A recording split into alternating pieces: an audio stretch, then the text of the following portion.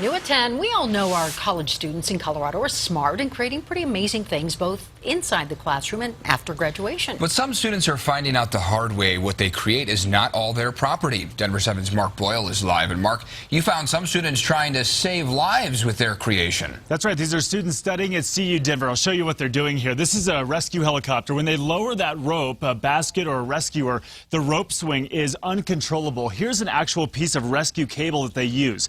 Here's the swing. What they're doing is they're devising a device that goes across the top, and what it does is stop the rope swing, making everything much more safe. It's one of the most terrifying moments for any rescue crew member.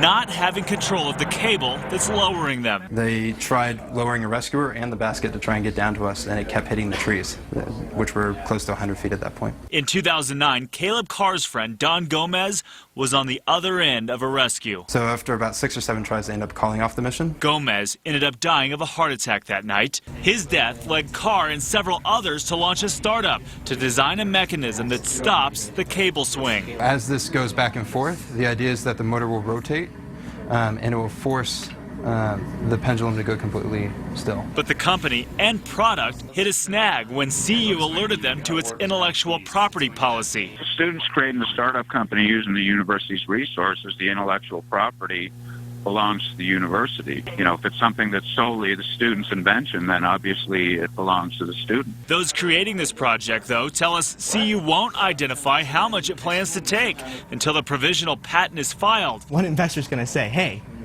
I'll jump on board right away, when you don't know how much you really own of your own company that you have worked tirelessly for. Carr says regardless of how their fight against the university's policy ends up, the project will continue. So what happened to Don Gomez doesn't happen again. CU's going to come in and say, look, this is ours. We're going to turn around and say, at least we saved lives. Now, students feel so strongly about this that they've worked with lawmakers to write a bill that will be introduced this week.